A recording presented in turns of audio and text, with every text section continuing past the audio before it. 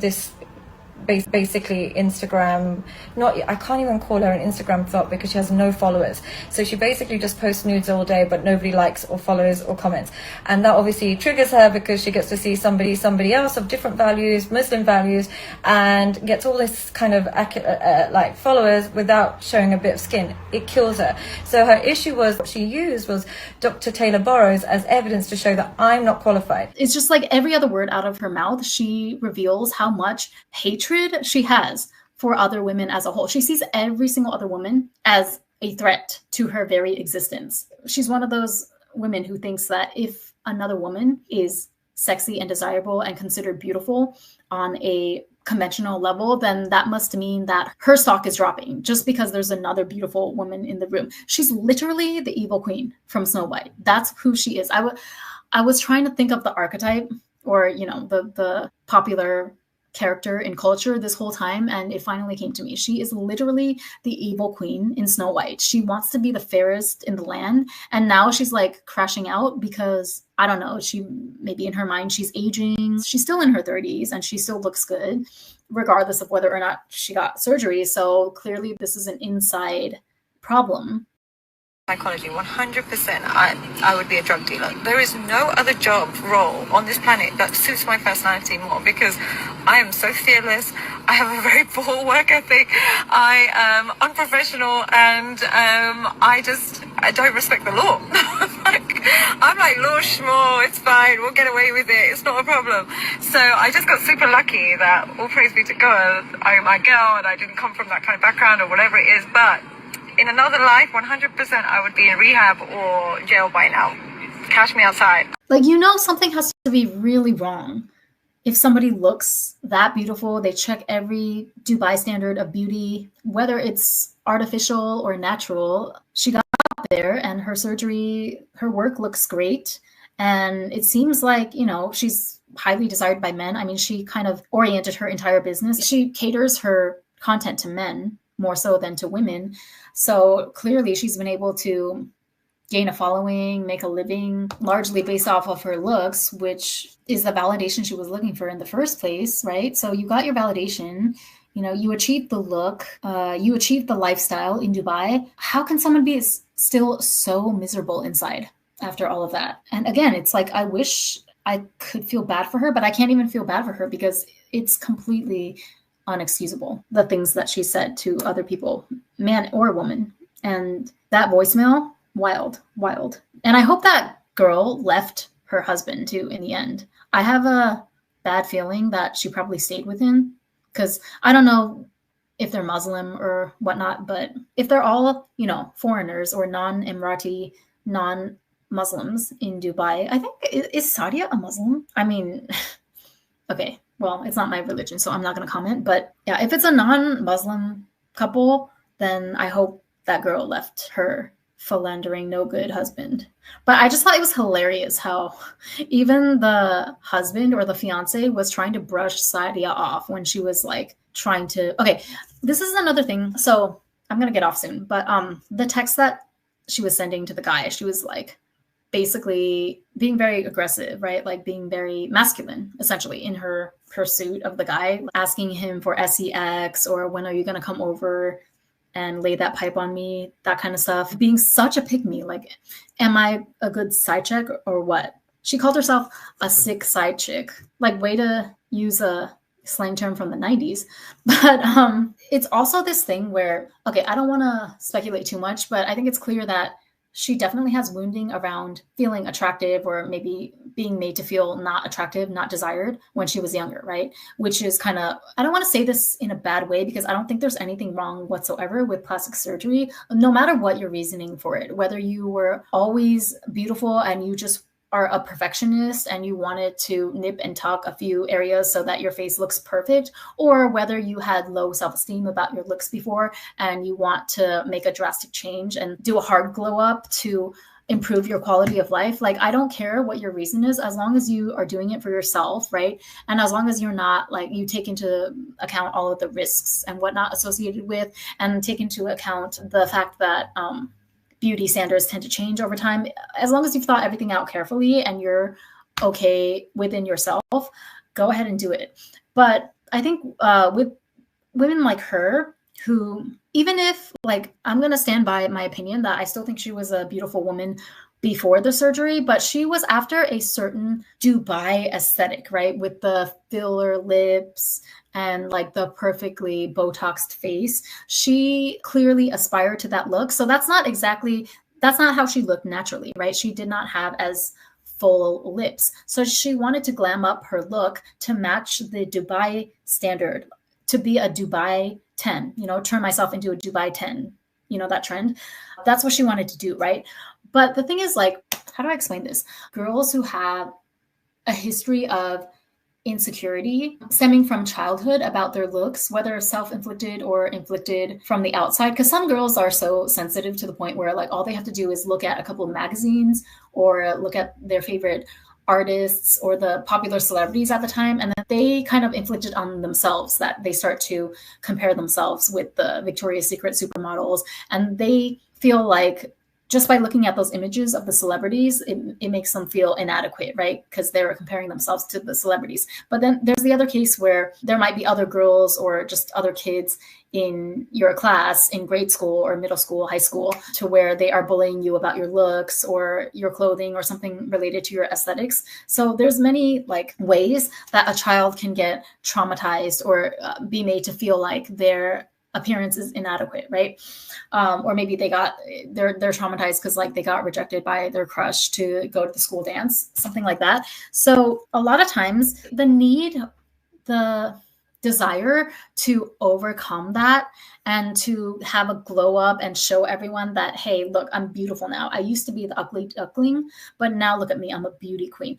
That urge, and I'm speaking from experience because I'm a human being as well. I was also once a insecure teenage girl. So I'm not afraid to say that at one point in my life, I felt like this as well. But there's a difference between, the way that I channel this energy and the way that I'm going to say women like Sadia Khan, who are less conscious, or they just are not able to, they're not willing to do the inner work on themselves. There's a different way in which we channel that energy. I am very deliberate about harnessing that energy and alchemizing it into something positive. Whereas if you just let that feeling like fester and take its own course, it can play out in a very destructive way, meaning that you start to feel this burning desire that you want to prove to the world now. Like you want to go claim that identity of the 10 out of 10 that you felt you never were in high school, right? And now that you're an adult, let's say you make enough money now to finally afford the surgeries that can take you from, in your mind, a 5 to a 9. This is why like people say that the plastic surgery and the physical glow up is not enough, because if you don't glow up your mental at the same time, then you're always going to feel like unsatisfied. So when you do reach that 9 or 10 level glow up, no matter how much validation or reflection that you get from the outside, which you will get because humans are shallow and it's proven that pretty privilege is a thing. So once you start getting those first hits of like true pretty privilege to your new face or your new body, it's going to feel great, right? Because you're like, wow, this is amazing. This is exactly the life that I always imagined as an ugly duckling teenager. I finally get to have this as an adult. That's great. But as time starts to wear on, you will notice this growing discontent within you. Like you'll notice that it's never enough.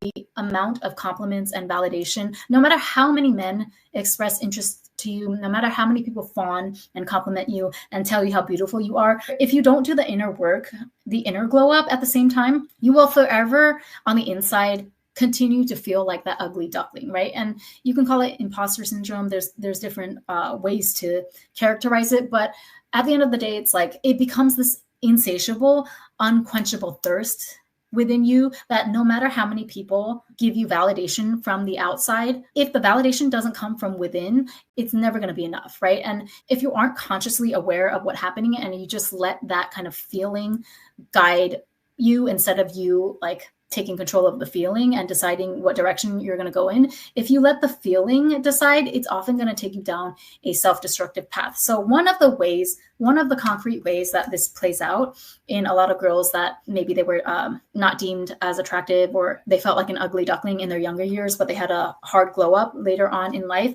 is that they will want to test the boundaries of their hotness, so to speak, with men. Okay. And I'm speaking from personal experience, all right, as someone who also like had a glow up and everything. And now I'm a regulation hottie. Hey, but you will want to see how much crazy you can get away with a guy. Because like the more crazier you act, the higher you raise the bar to where any average looking girl or any girl that he's not super attracted to, he would probably like dismiss you by that point for your behavior, right? But because now you feel like, okay, I glowed up, but you don't actually trust it, right? You need that constant outside external validation and external proof to show you that you actually are a 10 now, you actually are as beautiful as you made yourself with your surgery or whatever, then it becomes insatiable and you start to like just act out, and it can really quickly turn into a dangerous like snowball effect, as we see in the case of Miss Sadia Khan. There's many, many ways that this can play out, but one of the common ways that I've seen in my own life, and I felt it myself as well. So like I have also felt, you know, the beginning bubblings of this type of feeling before, to where like you want to, I'm being so long-winded right now. I'm sorry, you guys. But you just want to test the boundaries with a guy. You want to see how hot am I really? Because the more bullshit, like the more crazy behavior that I launch at this guy and he still puts up with it or he looks past it just to deal with me, that's going to be proof that I'm really as hot as I aspire to be, or as I attempted to make myself, right? So that's what a lot, like if you don't get that feeling in check, or if you don't recognize it consciously in the moment and decide like, wait, hold on, we're not going to go in that direction because that's not helpful to anyone, right? Because like not only are you being super toxic, in some cases abusive to this person, this guy that may not deserve it. Although to be honest, I'm not really concerned about whether a guy,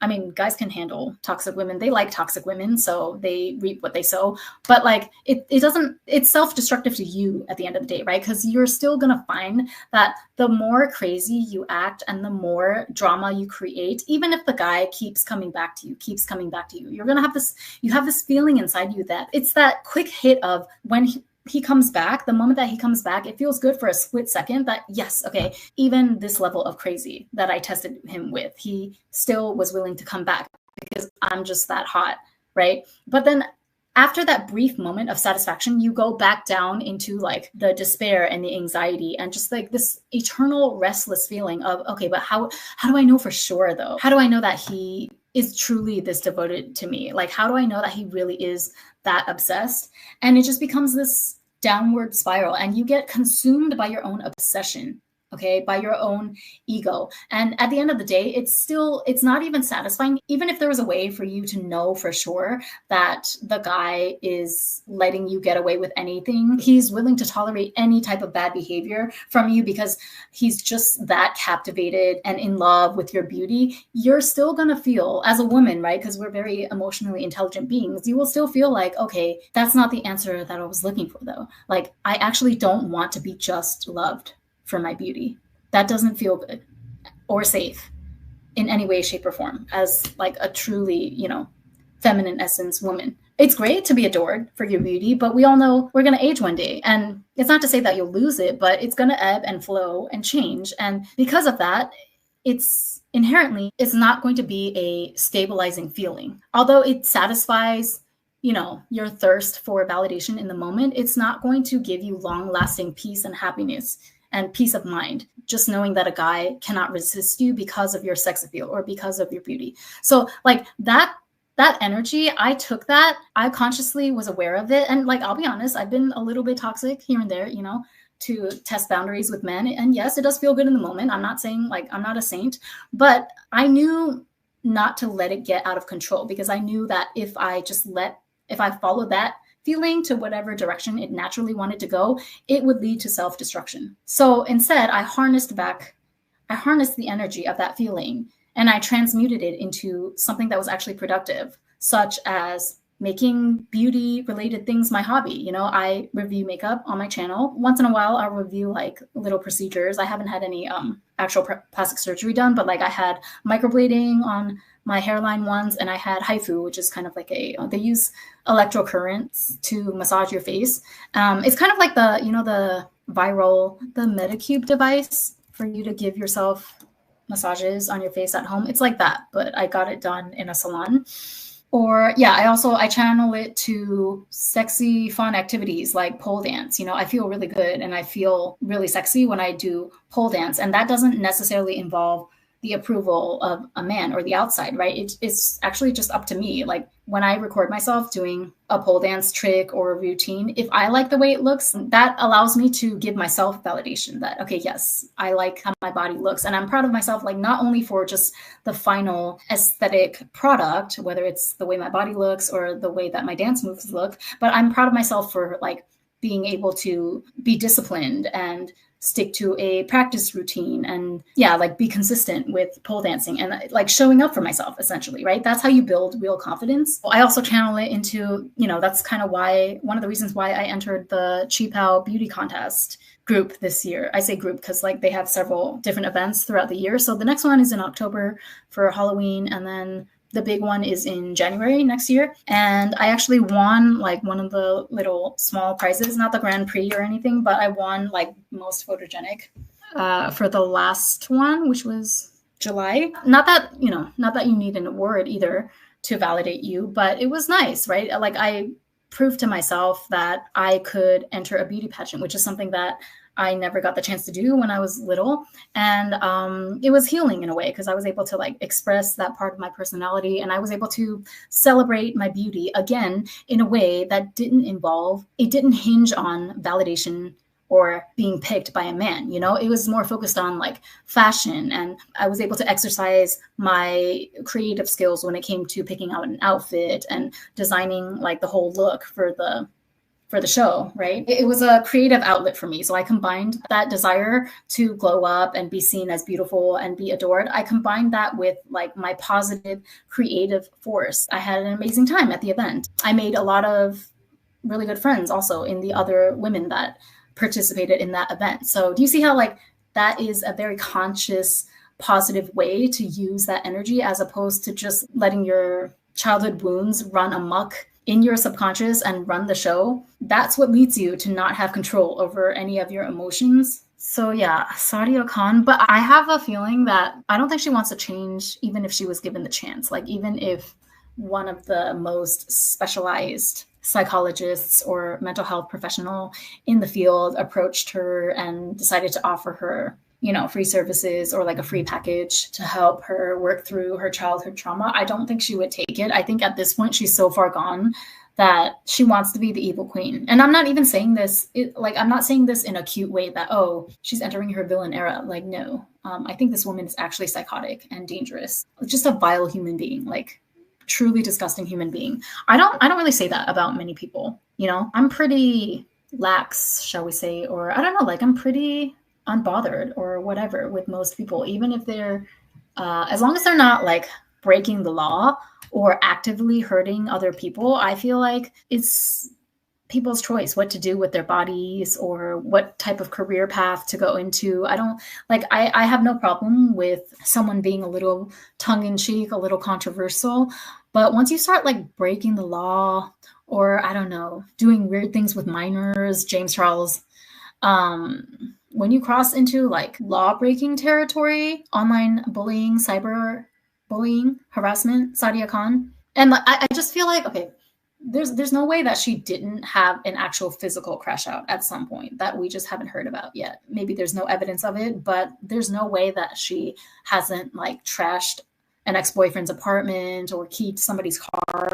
She's one of those girls that would like try to sneak up on one of her perceived rivals in a parking lot and slash her face or something like that. That's the vibes that she gives me. She's giving like Yolanda, the murder of Selena, the pop star. She's giving Yolanda to me, but like worse because she's actually very conventionally attractive. So that creates the halo effect. And yeah, I don't know. I don't think that, like, sadly, I don't think she's gonna suffer many consequences for this. I don't believe she's going to be canceled. But the only thing that I do feel like there's actually a huge possibility or a huge probability of happening is that she's going to do herself in. I absolutely think that like at some point she's going to just either she'll run into the wrong person and fuck around and find out, or somebody's going to trigger like the deepest wound of hers, or they might trigger all of her wounds at the same time, and she's going to crash out on a level that is equivalent to an actual crime that they'll have to hold a trial on in court. I'm not even exaggerating. You guys can come back to this video later and tell me that I'm right. But anyway, I'm losing my voice now, so thank you for watching, and I'll catch you next time. Bye. I don't respect the law. I'm like, law schmo, it's fine, we'll get away with it, it's not a problem. In another life, 100% I would be in rehab or jail by now.